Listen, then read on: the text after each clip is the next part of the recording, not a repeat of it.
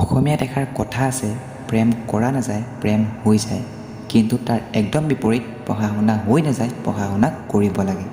এতিয়া পৰীক্ষা আহি আছে আগত, একো নহ'ল পঢ়া, বছৰটোত কৰিলোঁ মোবাইল টিপা হোৱা আৰু বহা, হয়নে? আচলতে এইটো প্ৰায় ছাত্ৰ ছাত্ৰীৰ লগতে সংঘটিত হয়। পৰীক্ষাৰ কেইদিনমানৰ আগতহে আমি গম পাওঁ যে আমাৰ আৰু পঢ়িব হ'ল। এতিয়া কিতাপ মেলি কি পঢ়িম, কেনেকৈ পঢ়িম একো ভাবি নাপায় আমি উপলব্ধি কৰোঁ যে কিয় মই আগৰ পৰাই নপঢ়িলোঁ। তেতিয়া আমি ভাবোঁ যে মই যদি সদায় 1-1.5 ঘণ্টা সময় মনোযোগেৰে পঢ়িলোহেঁতেন, তেতিয়া আজি ইমান মূৰ ঘমাই থাকিব লগা নহ'লহেঁতেন। আচ্ছা, এতিয়া হোৱাটোতো হৈয়ে গ'ল, হেৰুৱা সময় কেতিয়াও ঘূৰাই পোৱা নাযায়, নহয় জানো? প্ৰায় ষ্টুডেণ্টৰ দৰে মোৰো এনেকুৱাই হৈছিল। তেতিয়া মই কিছুমান টিপছ ইউজ কৰিছিলোঁ পঢ়িবলৈ, যিকেইটা মই আজি এই ভিডিঅ'টোত শ্বেয়াৰ কৰিম। নিজে অধ্যয়ন কৰা।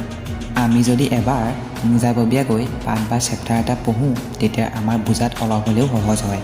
স্কুল, কলেজ, টিউশ্যন বা য'তেই নহওক যেনেকৈ বুজোৱা হয়, তাতকৈ যদি আমি এবাৰ নিজে পঢ়ি বুজোঁ, তেতিয়া বুজাত অলপ হ'লেও সহজ হয়।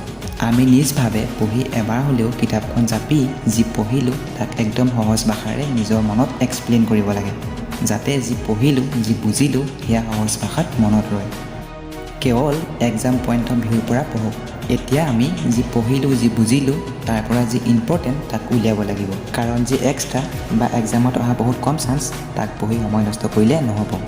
এতিয়া আমি কি ইম্পৰ্টেণ্ট তাক জানিবলৈ হ'লে লাষ্ট ইয়েৰ কুৱেশ্যন পেপাৰ নাইবা তাৰ 1-2 বছৰ আগৰ কুৱেশ্যন পেপাৰ চাব লাগিব, যে কেনেধৰণৰ প্ৰশ্ন কিমান নম্বৰৰ কাৰণে কোন চেপ্টাৰৰ পৰা আহিছে তাক জানিব পৰা যায়।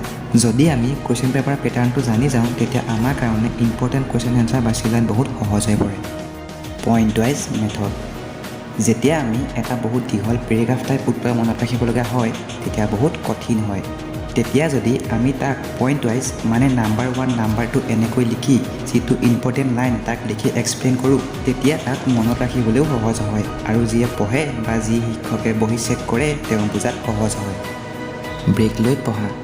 ইয়াক পম'ড'ৰ টেকনিক বুলিও কোৱা হয়। এই টেকনিকে কয় যে তুমি যদি 50 মিনিট পঢ়া তেন্তে 10 মিনিট ব্ৰেক লোৱা, আৰু যদি তুমি 25 মিনিট পঢ়া তেন্তে 5 মিনিট ব্ৰেক লোৱা। ইয়াৰ দুটা উপকাৰিতা আছে। প্ৰথমটো হ'ল যে আমি টাইমটোত ফ'কাছ কৰি পঢ়িম, তেতিয়া আমাৰ টেনশ্যনটো কম হ'ব যে চিলেবাছ কেতিয়া শেষ হ'ব, একো পঢ়া হোৱা নাই, আমুক তামুক।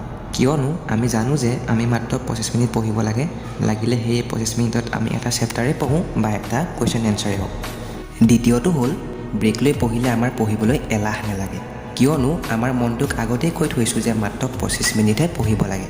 তেতিয়া পঢ়াত এলাহ নহয় আৰু একদম ফ্ৰেছ মাইণ্ডেৰে পঢ়িব পাৰি। লাগিলে 10টা লাইনে পঢ়া তুমি সেই 25 মিনিটত। যেতিয়া আমি এনেকৈ ব্ৰেক লৈ পঢ়োঁ, তেতিয়া আমাৰ মাইণ্ডটো ৰিলেক্স হয়, আৰু আমাৰ মাইণ্ড ৰিলেক্স হ'লেহে আমি যি পঢ়োঁ সেয়া মনত ৰয় বা তাক সহজে বুজিব পাৰোঁ। নহ'লে পঢ়ি আমনি লাগিব, একো বুজি নাপাম, পঢ়া শুনা বহুত কঠিন যেন লাগিব। So' mind relax is very important when you study. পাছত 25 মিনিটৰ সলনি 50 মিনিটলৈ পঢ়াটো কনভাৰ্ট কৰি ল'ব পাৰিবা। পঢ়িব মন গ'লেহে পঢ়িবা। এতিয়াতো মন গ'লেহে পঢ়িলে নহ'ব ন, কাৰণ পৰীক্ষা আহি পদূলি পালেহি। তেতিয়াহ'লে কি কৰিম আমি? পঢ়িব মন নগ'লেও আমি পঢ়িবৰ কাৰণে নিজৰ মনটোক জোৰ কৰি পঢ়িবলৈ বাধ্য কৰাব লাগিব। কিবা এটা কৰিবলৈ মনটোক বাধ্য কৰাবলৈ হ'লে প্ৰথমে মনটোক ক'ব লাগিব যে মই এইটো কিয় কৰিব লাগে, মই এইটো কাম কৰিলে কি হ'ব আৰু নকৰিলে কি হ'ব।